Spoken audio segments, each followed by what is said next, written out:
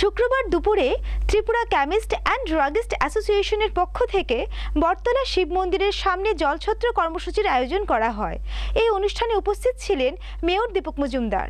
রাজ্যের শাসক দল ও ক্লাব সংগঠনের পাশাপাশি এবার তপ্তদহন জ্বালায় হাত থেকে পথচারীদের কিছুটা স্বস্তি দেওয়ার জন্য মাঠে নামল Tripura chemist and druggist association.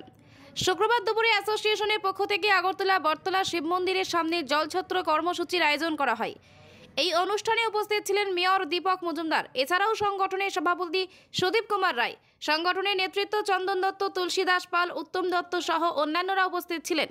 এদিন প্রখর গরমে ক্লান্ত পথচারী থেকে রিক্সা চালক সহ সব অংশের মানুষের মধ্যে ঠান্ডা পানীয়র পাশাপাশি শরবত ও ফল বিতরণ করা হয়।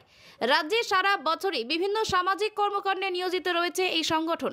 শুক্রবার পুনরায় জলছত্র কর্মসূচি আয়োজন করে তারই পরিচয় দিল Tripura chemist and druggist association.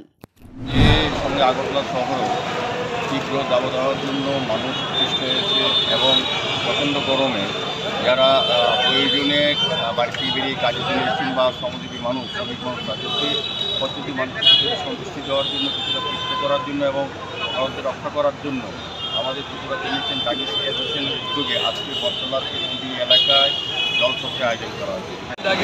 তরফ থেকে রাজ্যে যে ভয়াবহ যে তাপমাত্রা বেড়েছে, এই সামান্য অনুষ্ঠানে আগরতলার মেয়র শ্রী দীপক মজুমদার মহাশয়কে আমরা অভিনন্দন এবং আন্তরিক শুভেচ্ছা জানাই। যে আমাদের ছোট্ট অনুষ্ঠানে উপস্থিত হয়েছেন, এতে আমরা কৃতজ্ঞতাও জানাই। আমরা ত্রিপুরা কেমিস্ট অ্যান্ড ড্রাগিস্ট বিভিন্ন সামাজিক অনুষ্ঠান করে থাকি, রক্তদান আমরা করে থাকি, ব্লাড ক্যাম্প করি এবং আমরা হেলথ ক্যাম্পও আমরা করি এবং বিভিন্ন অনুষ্ঠানে আমরা অংশগ্রহণ করি সামাজিক অনুষ্ঠানে।